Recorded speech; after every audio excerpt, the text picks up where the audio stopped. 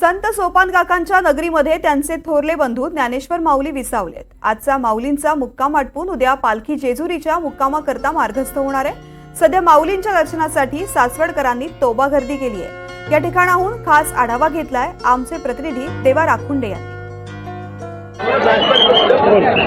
पंढरीच्या परब्रह्माशी भेटावया निघाला वैष्णवांचा मेळा।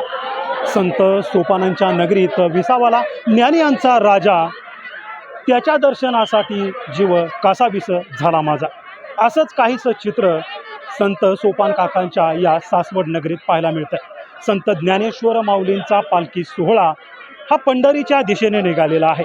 काल रात्रीपासून संत ज्ञानेश्वर माऊलींचा पालखी सोहळा या सोपान काकांच्या नगरीत विसावलेला आहे।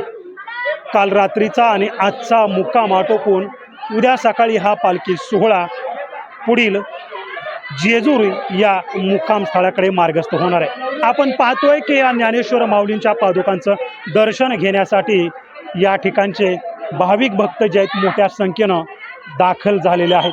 पोलीस बंदोबस्त देखील या ठिकाणी तैनात ठेवण्यात आलेला आहे। ज्ञानेश्वर माऊलींच्या पादुकांचं दर्शन घेण्यासाठी ही मोठी रांग या ठिकाणी पाहायला मिळते। संपूर्ण महाराष्ट्रासाठी हा एक दिमागदार सोहळा असतो। ज्ञानेश्वर माऊलींच्या पादुकांचं दर्शन कधी होईल यासाठी या भाविकांचे पूर्ण लक्ष लागलेलं असतं, ओढ लागलेली असते की कधी ज्ञानेश्वर माऊलींच्या पादुकांचं दर्शन माझं होईल, कधी माझा माथा त्यांच्या पादुकांच्या चरणी मी ठेवील, अशी ओढ मनाला लागलेली असते। आणि आज सकाळपासूनच या ठिकाणची ही गर्दी आपण पाहतोय। या ठिकाणी मोठा पोलीस बंदोबस्त तैनात ठेवलेला आहे। ज्ञानेश्वर माऊलींच्या पालखीचं दर्शन जे आहेत ते भाविक घेत आहेत आणि या परिसरात देखील आपण पाहतोय की मोठ्या संख्येने भाविक भक्त जे आहेत ते या ठिकाणी दाखल झालेले आहेत।